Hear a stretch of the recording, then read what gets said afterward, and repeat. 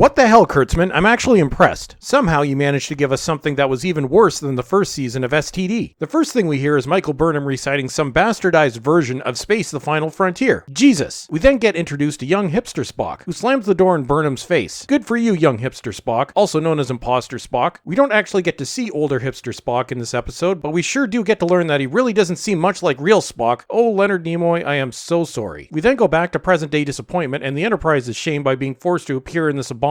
I was looking forward to seeing what the bridge looked like. That was honestly the only thing I was looking forward to, and we don't get to see it. Imposter Pike beams aboard with some alien lady in a red shirt and a toxic mansplainer wearing a blue shirt. Speaking of the bastardized classic series uniforms, by 25% different, that doesn't mean that you have to make them 25% stupid looking. What's with the crooked collars? It's just emblematic of the fact that 25% means 25% more sucking in the Kurtzman verse. Pike is there to take command of Discovery because some contrived wackiness is afoot. Then we get an elevator scene with one of the most pathetic attempts at comedy I've ever seen. STD thinks it's the Orville now. Sorry, STD, but to be the Orville, you need talented writers, people that can act, and likable characters. You have none of these. On the bridge, we get reminded that Tilly is part of the command training program. Good lord. Yeah, let's plan for this insecure, nervous person with very limited leadership abilities to take command of a starship. I guess equity quotas are still a thing in the 23rd century. Really, Starfleet? Surely you must have much more qualified women than this. We then get a speech from Imposter Pike that tries to make the crew feel better because they now have trust issues with captains after last season's fun with Lorca. Jesus, Kurtzman, do Starfleet personnel now need trigger warnings every time a new captain takes over? More proof that this is SJW Trek. We then learn that Stamets has taken a position at the Vulcan Science Academy because he's still upset over the loss of Hugh. I have two questions with this scene. What's with the head holo generator thing Stamets is wearing? I don't remember seeing this on the original series. Hell, I don't remember seeing this on TNG. Second, since when are non-Vulcans allowed to teach at the Science Academy? Next, we get a cringe-inducing scene between Berman and Imposter Sarek and learn that Imposter Sarek hoped that she would teach young Imposter Spock empathy. I don't see how this would work because Berman is a bit of a narcissistic sociopath, but we can all see where this is going. There's canon violations, and then there's this. So, Kurtzman, you're telling us that Spock, probably the most recognized name in the Star Trek universe, became Spock because of Michael Burnham. Then we get hints that there may have been relations between Imposter Spock and his foster sister. Good lord, this show is depraved.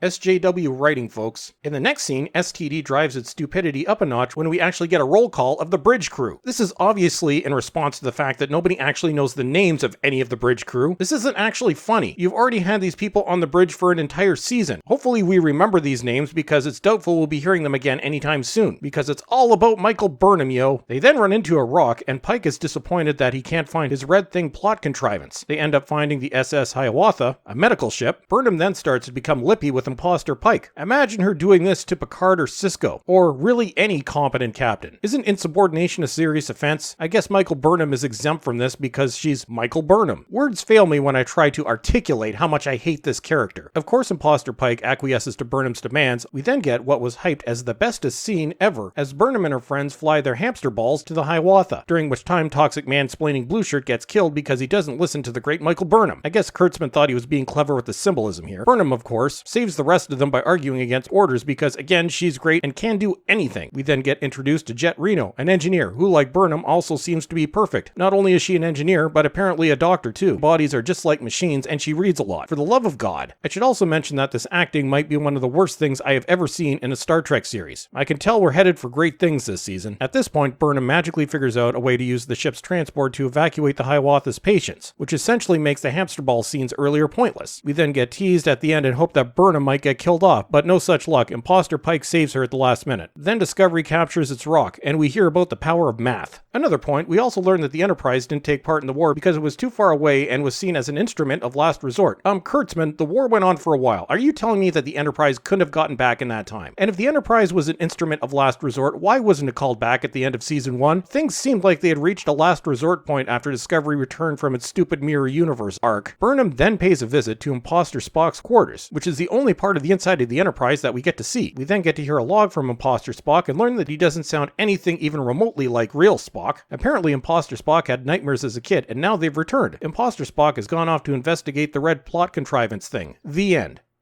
I'm actually amazed. Season 1 of STD was terrible, but somehow Kurtzman found a way to make it even worse. Words fail me. And that's it for today. Don't forget to subscribe and follow me on Twitter. And as always, everyone, thank you for watching, and have a great day.